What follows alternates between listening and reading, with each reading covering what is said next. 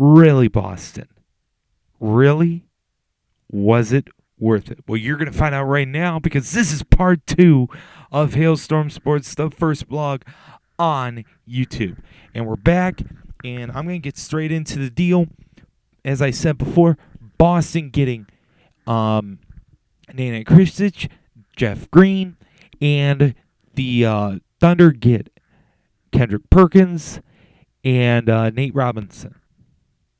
Now, let me ask you guys this question. What's the one thing that separated the Boston Celtics from some of the other Eastern Conference teams? Think about it for a minute. Physicality.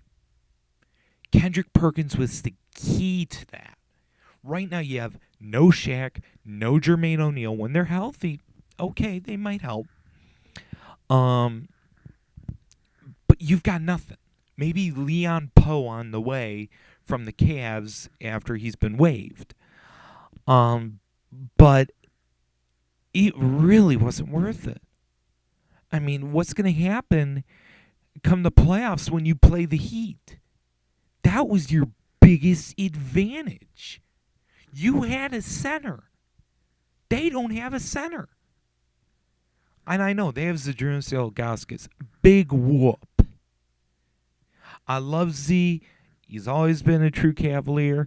And I love the guy to death. But he's not the same.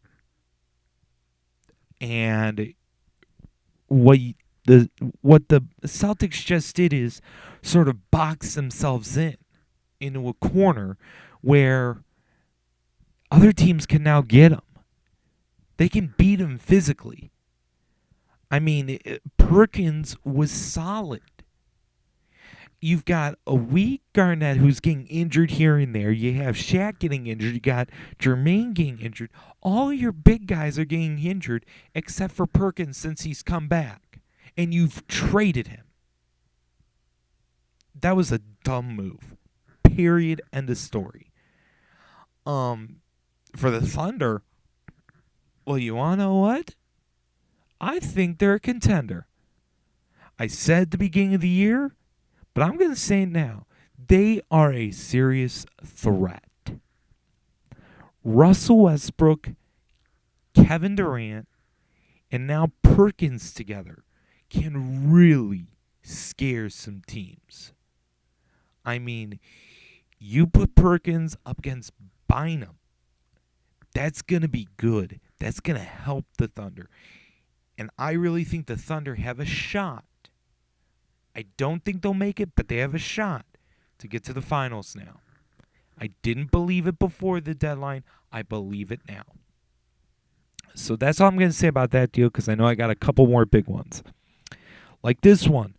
The Hawks, they traded Mike Bibby, I think Jeff Teague, and I'm trying to remember the last guy. I don't really want to go look, but it looks like I'm going to have to cheat. Ha ha. Well, everybody needs to cheat every once in a while.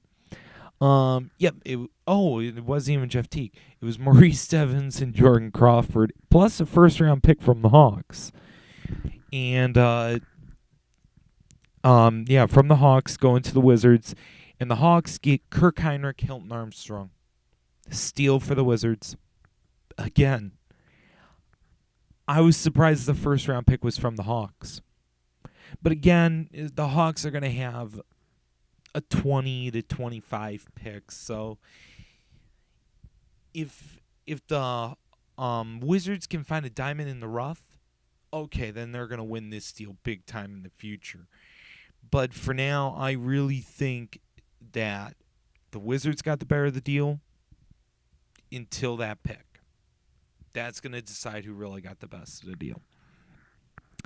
There were a couple more deals. Aaron Brooks from the Rockets going to the Suns. And in return, the Rockets get a future first-round pick and Goran Dragic.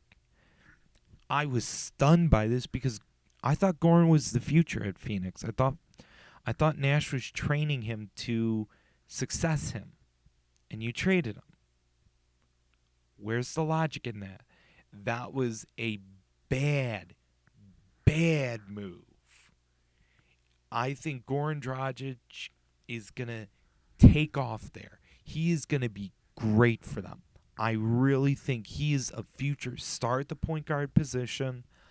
He needs some time to develop. He needs some starting time and getting used to it. But I think he can really break out, maybe like next year.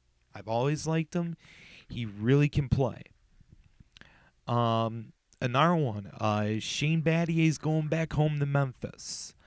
With Ish Smith, it says here, because I just passed by it, so I might as well just get the full details.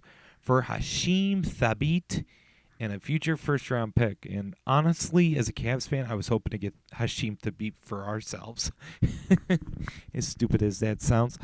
But Hasheem is a project. I mean, Houston ain't going anywhere. You need to trade Shane Battier. He's going to the Grizzlies, who need someone like him right now. He could get him to the playoffs, and in the end, this could all be worth it for Memphis. And with the Rockets, they have no idea what's going on with Yao Ming. So, and they're even trying to trade his salary. So, in the offseason. So, I think this could really work out for the Rockets.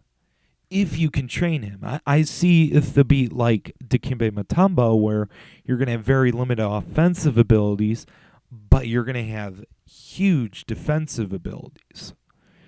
So, I really think the Rockets made a good deal here. They had to make it, and they were the right team to get Hasheem Thabeet, and hopefully he gets some time there. He deserves it. And keep an eye on him in fantasy leagues, because if he does well there, watch out. There are a couple more trades I wanted to go over, and then I'm going to talk a little bit just random stuff. I want to do this because it's fun. It's a Cavs trade.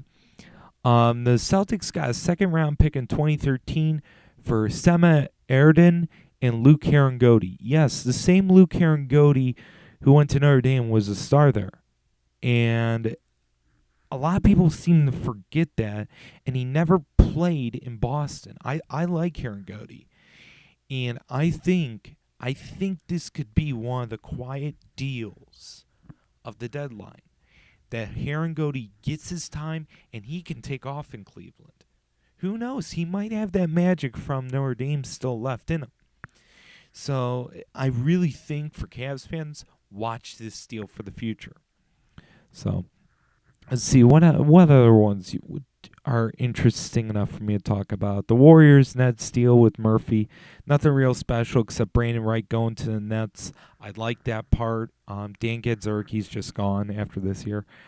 Carl Landry, Marcus Thornton flipping spots with the Hornets and Kings.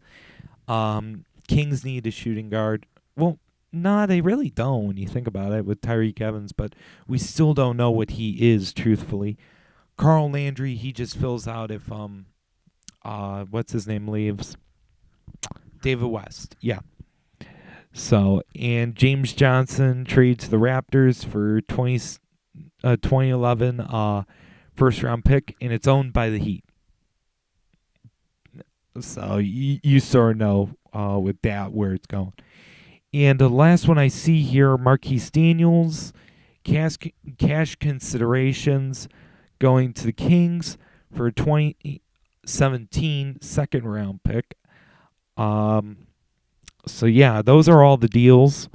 It's been interesting. It really has been interesting. I know I'm running out of time left. So, keep stay